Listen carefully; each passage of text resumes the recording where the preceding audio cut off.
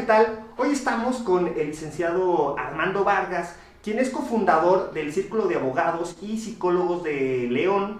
Él es especialista en algunas materias de derecho, tales como derecho laboral, derecho civil, derecho fiscal, pero hoy particularmente nos viene a platicar un poco sobre estos efectos que trajo la declaratoria de emergencia sanitaria por parte del gobierno federal.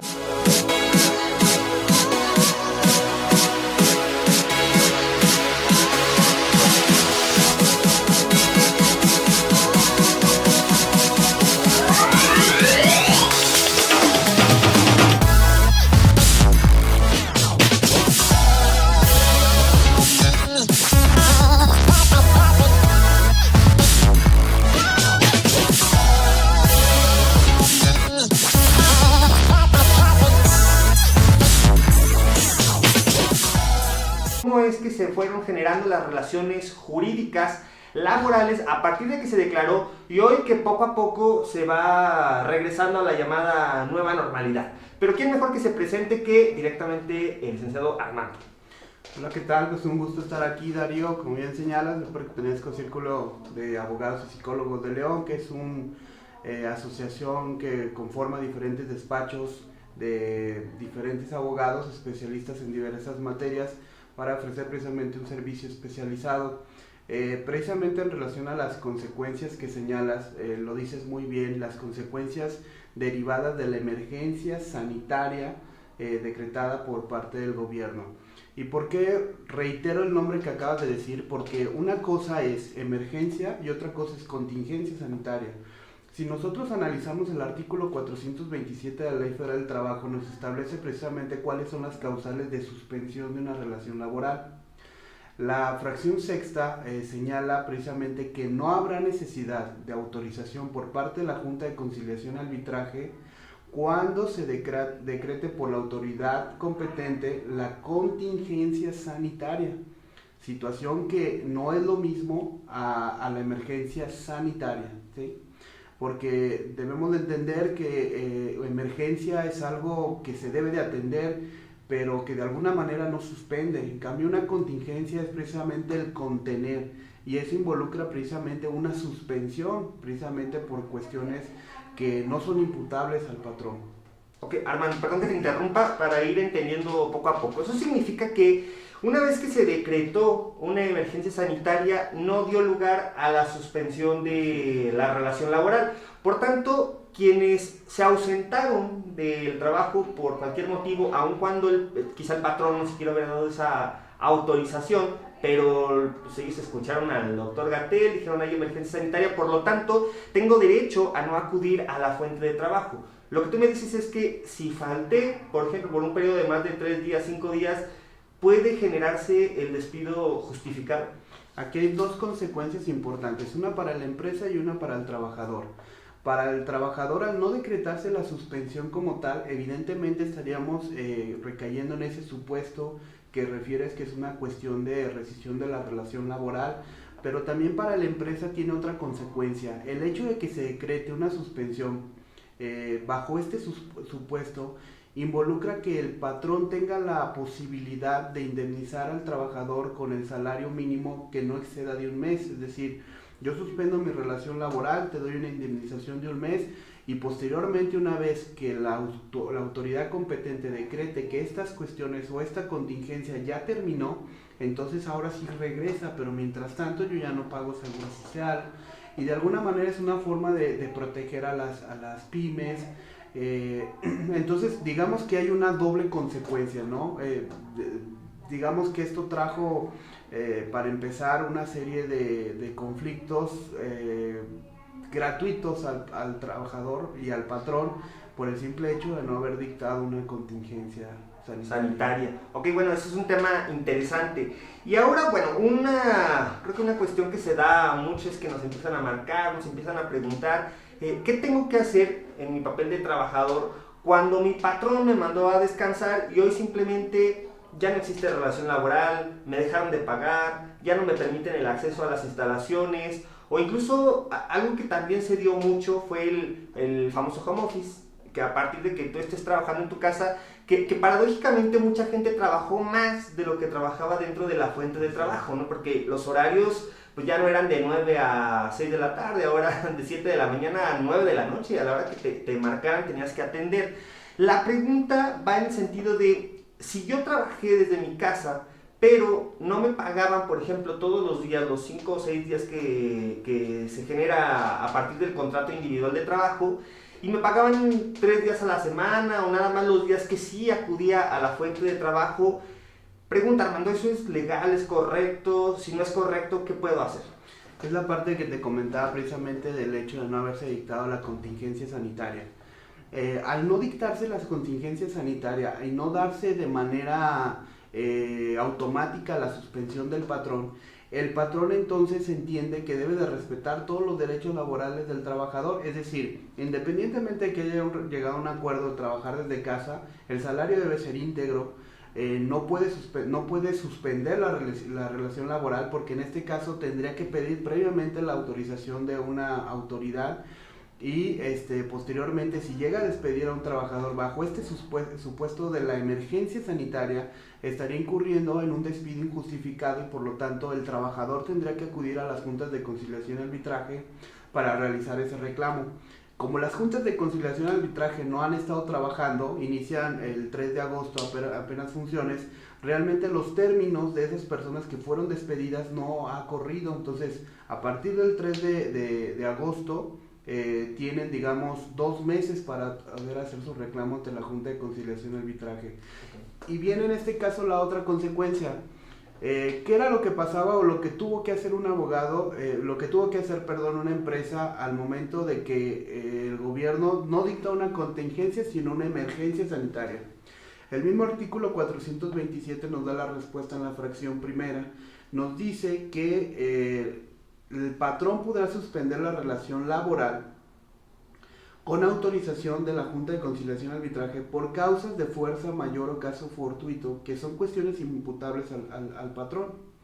En este caso, al final de cuentas, me estás decretando una emergencia sanitaria, pero me estás obligando a no cortar labores, ¿sí? Recordaremos al doctor Gatell que incluso dijo que se iba a multar a algunas empresas por no suspender la relación laboral. Pero al final de cuentas lo que tuvo que hacer el patrón es acudir a la Junta de Conciliación y Arbitraje, solicitar esa suspensión, pero el problema era que las juntas de conciliación estaban cerradas. Claro. Entonces esto es algo que tiene que solicitar a partir del 3 de agosto si esta contingencia o esta emergencia sanitaria sigue vigente. Ok, entonces sí, esa parte es bien interesante porque sí se generaron multas, realmente hubo empresas que les dieron cierre, que tienen sanciones, que incluso siguen con todo el perjuicio que fue el cerrar durante 3, 4 meses, gimnasios ahorita que ya llevan casi 5 meses sin poder aperturar y no se ve cuándo lo puedan hacer. Entonces una pregunta, Toral, sería, ¿qué pasa si yo tengo un gimnasio y lo abro? Seguramente lo van a cerrar y me van a multar. ¿Es legal o no es legal esta sanción por parte de la Secretaría? Mira, al final de cuentas, digamos que al final de cuentas sí existe una contingencia sanitaria que se tiene que atender. De alguna manera el hecho de abrir o aperturar un establecimiento sin las medidas necesarias o poniendo en riesgo, pues podemos incurrir en algunas otras responsabilidades, ¿no? Porque al final de cuentas estamos generando ciertos panoramas que pudieran poner en riesgo la salud o la vida de alguna persona por poderse contagiar. Entonces, realmente lo más ideal, lejos de la consecuencia que se pudiera tener por parte de la autoridad, pues de alguna manera sería pues el cerrar por evitar estas contingencias. Pero si al final de cuentas llegáramos a esta multa, debemos de entender entonces que al no existir una suspensión, al no haberse decretado una contingencia y por lo tanto no darse de manera fáctica esta suspensión obligatoria de las empresas, pues realmente la autoridad tampoco tiene un sustento como para decir, oye, tú debías suspender la relación laboral en atención a que yo dicté una contingencia sanitaria, porque no lo hizo. Lo que se estableció fue una emergencia sanitaria, no una contingencia sanitaria. Entonces digamos que tampoco la autoridad tiene el sustento como para poder multar, y en este caso evidentemente serían peleables a través de un litigio estas multas. Ok, entonces ahí la recomendación es pues no abra, ¿no? Sé consciente de la situación real, la situación que estamos viviendo en este momento, pero por otro lado, las autoridades están obligadas a apegarse a derecho al momento de ejecutar sus actos. Por tanto, si nos vemos en un acto de molestia por parte de alguna autoridad, con una clausura, con una multa, con cualquier tipo de sanción,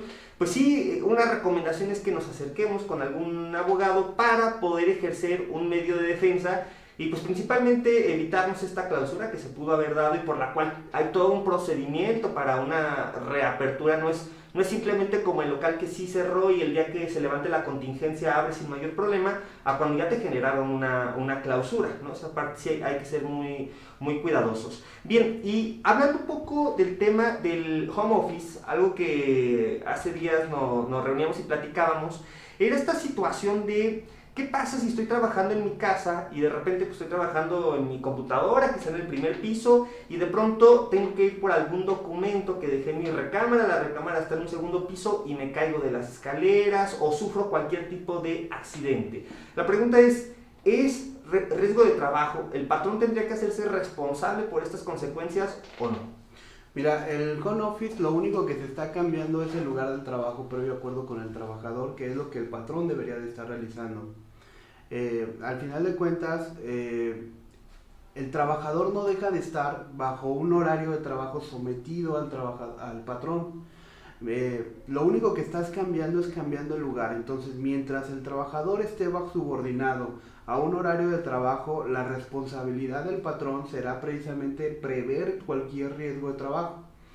Si al final de cuentas dentro de ese horario de trabajo el trabajador genera un accidente, pues evidentemente sí existe una responsabilidad para el patrón. Aquí nos estaríamos quitando el tiempo del traslado al trayecto del domicilio al trabajo, del trabajo al domicilio, evidentemente.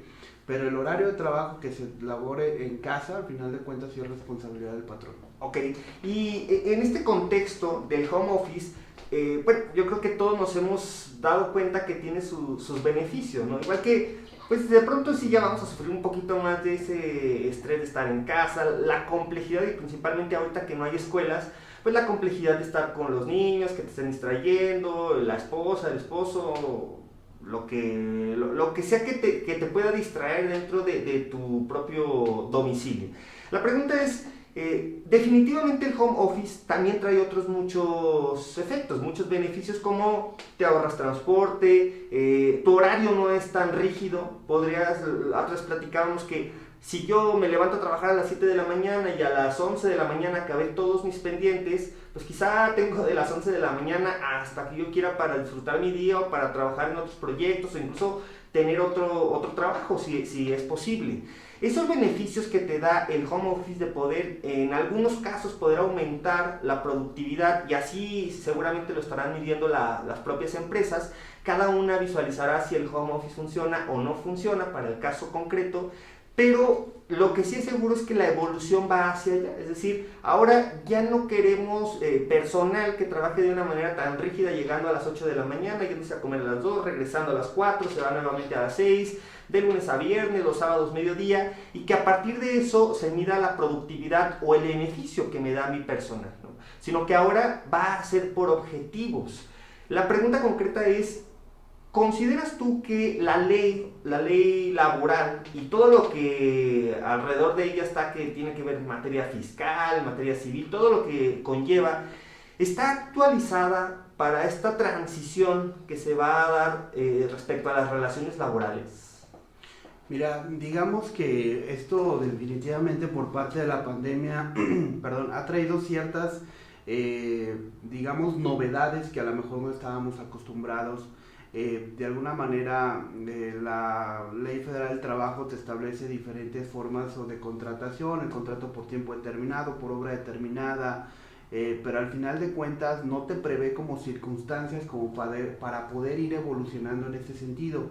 Lo que puedes usar como abogado recomiendo es hacer uso del contrato de trabajo y utilizar, digamos, las condiciones laborales que nos presta ese contrato de trabajo para poder establecer de qué manera se va a prestar el servicio, ¿sí? Pero ¿cuál es el reto aquí? Por ejemplo, cuando se dictó el contrato por capacitación inicial, era un contrato o es un contrato donde tú vas a estar sometido a una capacitación y al final de cuentas, si terminando esa capacitación te van a evaluar y si eres apto, pues te quedas y si no te vas. Pero ¿qué pasaba? Que cuando una persona era contratado de esta manera, llegaba el momento de ser evaluado, no pasaba y terminaban demandando al patrón por despido injustificado. ¿Por qué? Porque al final de cuentas el contrato no establecía ni siquiera cómo se iba a evaluar, sobre qué se iba a evaluar y quién iba a calificar esas evaluaciones. Entonces realmente decías, bueno, ¿dónde está efectivamente cómo me acreditas que yo no pasé la prueba como para que no me contrates, ¿no? Claro. Entonces, ¿cuál es la recomendación? Utilizar el contrato de trabajo mientras nuestra legislación avanza a la evolución rápida que está haciendo la sociedad, pero ser muy específico en el contrato, establecer en qué casos se utilizará el home office, utilizar en qué momento se podrá trabajar. Como tú dices, ahorra bastante tiempo, por ejemplo en la cuestión de prestación de servicios. Si tú tienes que ir a la oficina por unos papeles y de ahí trasladarte a juzgados para presentar una audiencia, pues lo más recomendable es llévate los papeles, trabajas desde tu casa, aprovechas el tiempo de traslado y de ahí te vas al juzgado a presentar el trámite que vayas a realizar, pero el tiempo ese de traslado ya lo aprovechaste y como tú dices vas sobre objetivos. Totalmente de acuerdo, sí, porque definitivamente en esta cuestión, insisto, de la productividad, me parece que la Ley Federal del Trabajo, aunque por ahí lo contempla, no es totalmente medible. O sea, de pronto decimos que la ley en México es todavía un poco paternalista, ¿no? Y al final condiciona al patrón a que tú tengas que respetar horarios.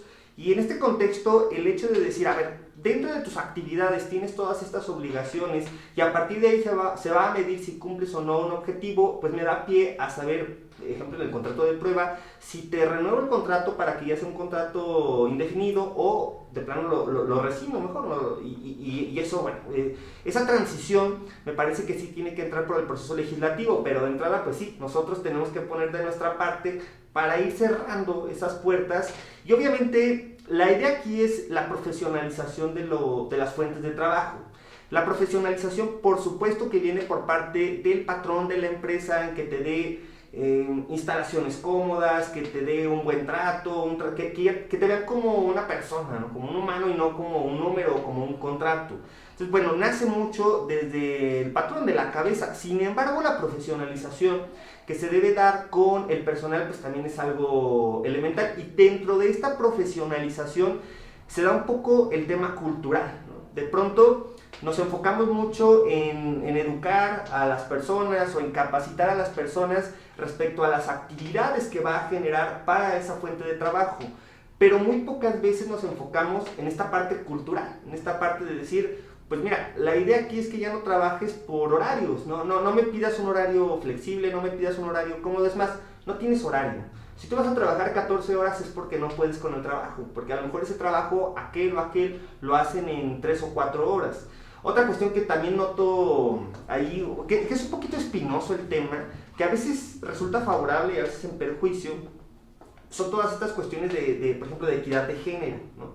Al final me queda clarísimo que tanto hombres como mujeres debemos estar en la misma circunstancia, por mismas actividades deberíamos tener acceso a los mismos puestos, a los mismos salarios, a las mismas prerrogativas que tiene un hombre o que tiene una mujer, ¿no? Dependiendo su capacidad.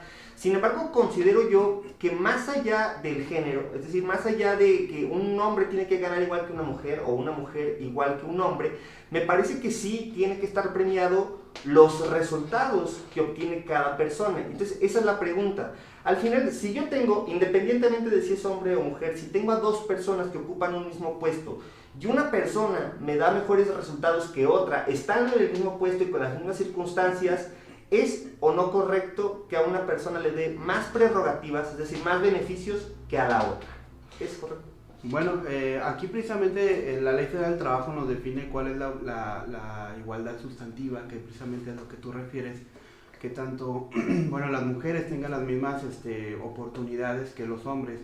Esto no involucra precisamente que consideremos a la mujer desde la perspectiva de un grupo vulnerable, donde tengamos que darle mayores beneficios por el simple hecho de ser mujer, sino que pueda competir en las mismas condiciones que un hombre. que pueda tener el mismo acceso a esas condiciones que un hombre. Y evidentemente para adquirir ese puesto que tú dices, pues también la mujer tendrá que demostrar esos resultados para poder adquirir o llegar a ese puesto. Pero vaya, ya bajo una competencia donde no existan los prejuicios por el hecho de ser mujer o por cuestiones machistas, donde establezcan que quizás el hombre puede hacer mejor las cosas que la mujer. No, es simplemente generar una competencia, digamos, sana, donde hombre y mujer tienen las mismas oportunidades o de adquirir o los mismos obstáculos de no adquirir el puesto. Ok, y una pregunta es más como una opinión personal. A mí me queda claro que si no nos obligan a hacer las cosas, no lo hacemos, ¿no? Debería ser una cuestión cultural, y me parece que el tema cultural va a ir evolucionando y quizá llegaremos a un punto en el cual la equidad se da en todas las condiciones, hombres, mujeres, de cualquier raza, de cualquier origen, de cualquier religión, en fin, esta discriminación se vaya reduciendo poco a poco, aunque es un tema muy complicado, es una cuestión cultural e histórica, ¿no? Pero a partir de eso, un ejemplo muy claro es incluso en la política, que ya al momento en que se van a elegir a candidatos de elección pública, tiene que haber una equidad respecto al número de candidatos que se dan a hombres que el que se dan a mujeres. Desde mi punto de vista jurídico, pues eso es incorrecto, ¿no? Porque al final no debe ser medido. Imagínate el error tan garrafal que sería medir por ser hombre o por ser mujer más allá de las capacidades. ¿Por qué? Porque imaginemos que hay 3 mujeres más capaces que 3 hombres, pero por esta equidad de género tienen que entrar los mismos hombres que las mismas mujeres, y al revés también se puede dar el caso. Sin embargo, también entiendo que para crear esta cultura de equidad se tiene que forzar, y esta es una medida en la cual los partidos políticos se ven forzados a hacerlo o hacerlo, porque antes quizá, aunque las condiciones estaban dadas para que por propia voluntad lo hicieran, no se hacía, existía esa discriminación, sobre todo hacia la mujer, y prácticamente todos los candidatos eran hombres. Hoy, pues ya por una cuestión coercitiva, una cuestión de forzar a los partidos, hemos caído en este supuesto. ¿Qué ocurriría, Armando, o consideras tú correcto que estas mismas obligaciones cayeran en la iniciativa privada o no? Mira, yo creo que aquí al final de cuentas podríamos diferenciar en 2 aspectos. Al final de cuentas, en la parte política, digamos que lo que se busca es precisamente una representación equitativa, tanto de hombres como mujeres. Voy de acuerdo en la parte de que se tienen que medir las capacidades, pero quizás buscando esa equidad se pudiera escoger a la terna de las mejores mujeres que pudieran adquirir ese puesto, como la terna de los mejores hombres que pudieran adquirir ese puesto. Pero creo que la iniciativa privada tiene que ir diferente, tiene que ser desde el enfoque de la competencia sana, donde no haya una cuestión de prejuicios que pudiera dar o inclinar la balanza a un lado o a otro.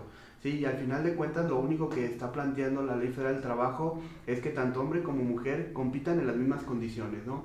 Si el hombre al final de cuentas gana este puesto o viceversa la mujer, pues al final de cuentas se obtuvo porque fueron los mejores, pero compitieron en un escenario de igualdad. Y por ese motivo considero que no sería lo más conveniente en la iniciativa privada, porque al final de cuentas las empresas se miden por resultados, las empresas se miden por productividad, por servicios, calidad, porque tienen que satisfacer a clientes. Si de alguna manera se forzara esto, como tú lo mencionas, al igual que en la cuestión política, pues quien se vería afectado quizás sería incluso el consumidor al obtener, por ejemplo, un servicio de mala calidad que hizo un hombre, todavía es porque ya tenía cierto número de mujeres contratadas, cuando pudo haber entrado otra mujer que lo pudo haber hecho mucho mejor exactamente, claro. O viceversa. Creo que no es lo correcto, porque al final de cuentas ahí hay un capital invertido y tú lo que quieres es potencializar ese capital y vas a utilizar a las mejores mujeres, a los mejores hombres para poderlo lograr. Creo que en esta parte no cabría el hecho de definirlo así.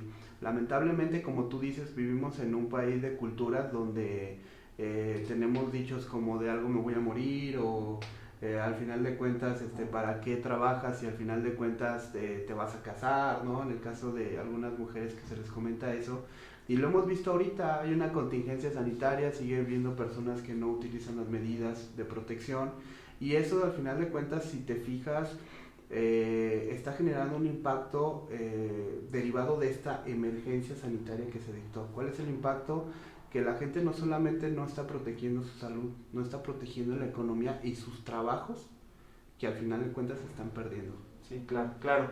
Ok, pues temas muy interesantes, incluso yo creo que valdría la pena retomar el tema ya para cuestiones muy concretas, casos muy particulares en los cuales existen ahorita muchas dudas. Realmente este tema de la pandemia, la contingencia sanitaria a nivel mundial, ha provocado que los escenarios jurídicos se vean severamente afectados. Hoy lo vemos en el Poder Judicial, por ejemplo, creo que en octubre iba a iniciar el Poder Judicial ya a tomar todos los asuntos laborales, si mal no recuerdo, y me parece que ya está programado que entre ahora hasta 2021, en fin, ya retrasó, ya hizo una afectación. Los tribunales vienen regresando, hay muchas dudas respecto a si el semáforo está en rojo o no, se consideran días hábiles o no, o si ya se me fue un término para presentar un escrito de demanda, de contestación o no. Entonces, existen dudas que me parece sí tenemos que ir particularizando. Tú eres experto en estos temas, nos gustaría que regresaras para algún otro episodio, incluso en el cual lo pudiéramos hacer en vivo, por si existiera alguna pregunta que pudiéramos resolver. La verdad es que estaría muy interesante, pero por lo pronto hoy agradecerte, Armando, por haber venido aquí a nuestras oficinas, grabar y platicarnos un poquito de tu experiencia en materia laboral. Espero les haya gustado y no sé si quieres hacer un cierre, Armando. Sí, con gusto. Solamente quisiera plantear una cuestión que es un tema importante. Cuando se dio el tema de la influenza, no existía un protocolo de cómo atender esta situación. Al final de cuentas, en el 2012 hay una reforma y el artículo 400, el 427, el 430 nos establece precisamente este protocolo. Al final de cuentas, el gobierno realizó un juego de palabras entre emergencia y contingencia que hoy nos trae las consecuencias. Lo mejor que podemos hacer, tanto en el sector empresarial como en el sector obrero, es tomar las medidas de protección, porque al final de cuentas no solamente estamos protegiendo nuestra salud, estamos protegiendo nuestros empleos, estamos protegiendo a los emprendedores, y en el caso de las mini pymes es conveniente sobre todo contar por lo menos con la tarjeta de un abogado para este tipo de situaciones. Muchas empresas se hubieran salvado si hubieran tenido una asesoría adecuada, si hubieran presentado una suspensión como marca de esos artículos, y no estarían ahorita pagando sueldos que les están dejando sin capital para ya no volver a abrir posteriormente. Entonces, que se considere este tema, y claro que sí, con mucho gusto posteriormente podemos venir. Muchas gracias. ¿Y cómo te contactamos? Pues pueden contactarnos en el teléfono 477-924-7079 o pueden buscarnos como Círculo de Abogados y Psicólogos de León en Facebook. Ahí cualquier duda estamos a las órdenes. Perfecto. Muchísimas gracias, Armando, Gracias. y nos vemos en la próxima. Gracias, hasta luego.